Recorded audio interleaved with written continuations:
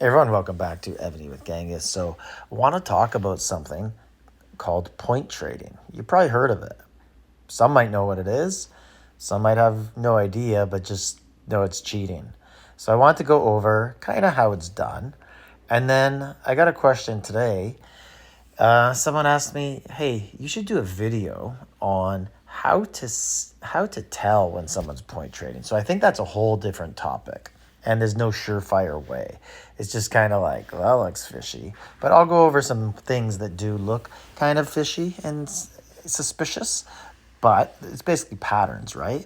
But let's talk about what is point trading. So, point trading generally, it happens when there's something on the line that you want, and you might not be able to achieve it in a fair way, or you might just not be able to achieve it that day, right? Like the main things that people point trade for are to qualify for All Stars, to get 1 to 3, to get BOG top 100, to get 1 to 1. It's pretty much the reasons why people point trade. Also, uh, just in general to get their alliances with higher ranks, but that kind of has to do with making All Stars. So let's get to how it happens. So 1 to 1. So first thing that you have to know is that just because someone point traded for it, it doesn't mean they can't get it. It might just mean they can't get it that weekend, right? So some people might just say, you know what, I don't got time for this. This is stupid that I have to achieve this one thing, top 5, and we got the same 5 players doing it all the time. I don't want to spend 40 hours a weekend. I know I've been there. And I'm going to cheat. So what do you do? Well, there's different things you can do. Like first you have to find a partner, right? So you got to go, I don't know, you got to message people, see who's active. It's a little harder now because you can't create accounts on the enemy server to see who's small and kind of going for top 5 and ask them. But you can still kind of figure it out if you're playing. So what would you do? Well, you find a partner and you could say, you know what, here, I'll put my troops here on that tile, and you could kill them. And you do the same for me, and I'll kill them, and you take turns. That's sort of an old school way of doing it.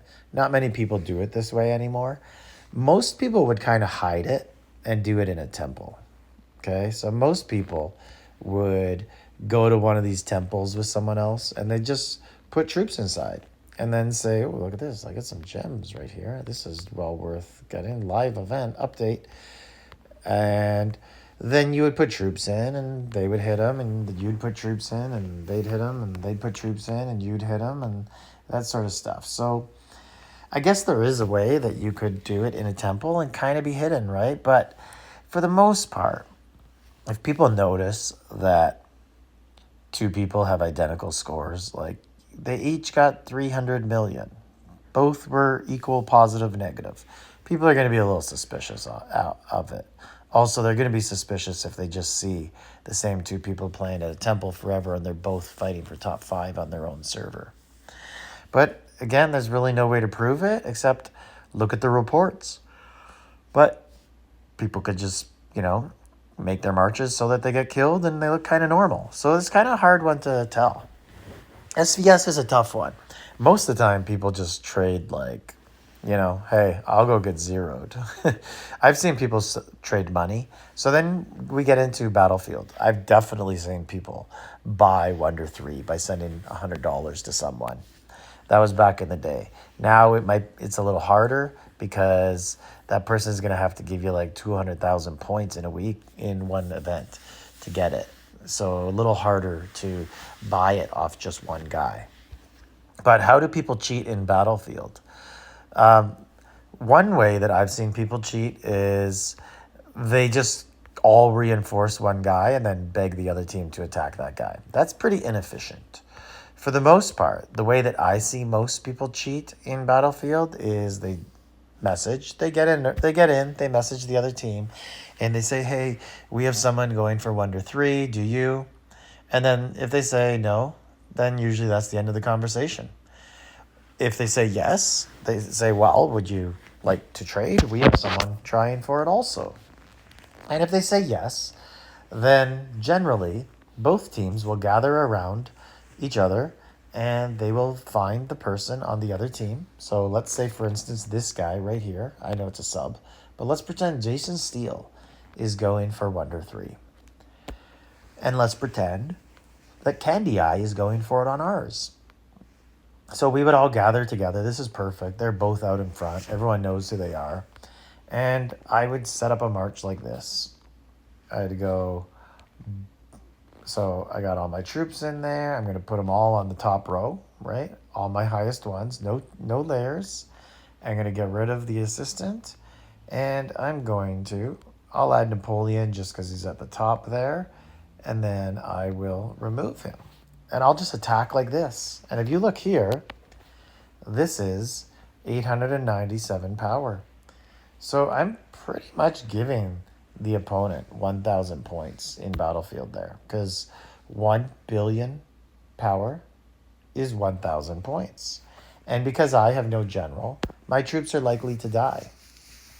And then, further on, when you get down to the end of the battle, some people will be like, hey man, my wall general's off.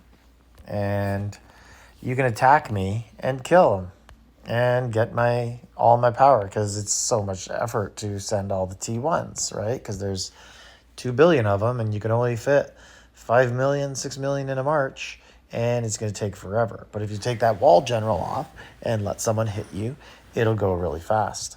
So that's generally how people do point trade. Now, who does it? I guess people on all sorts of different continents do it. I've seen it happen in Battlefield.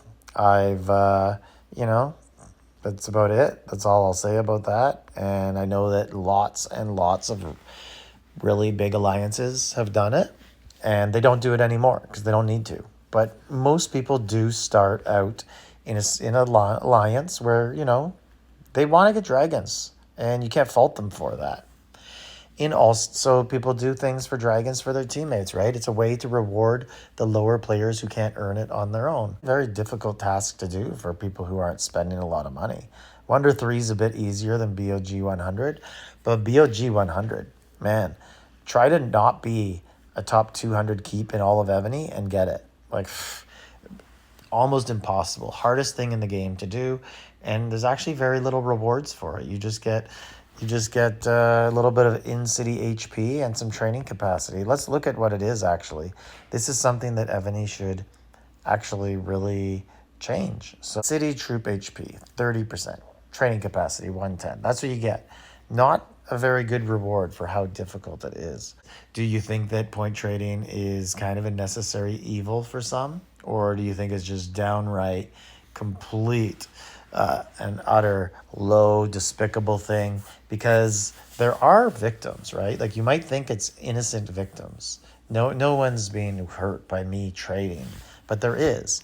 Because if you look at the standings, like if we go to BOC right here, personal rank, I haven't played at all this season, but I'm just too busy with Shalons, so it's hard for me to do both Saturday and Sunday mornings.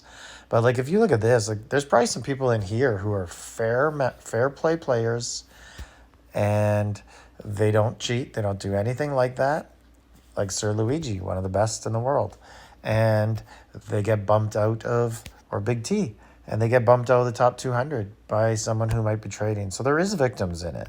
But anyways, not for me to judge. Like, subscribe, leave a comment.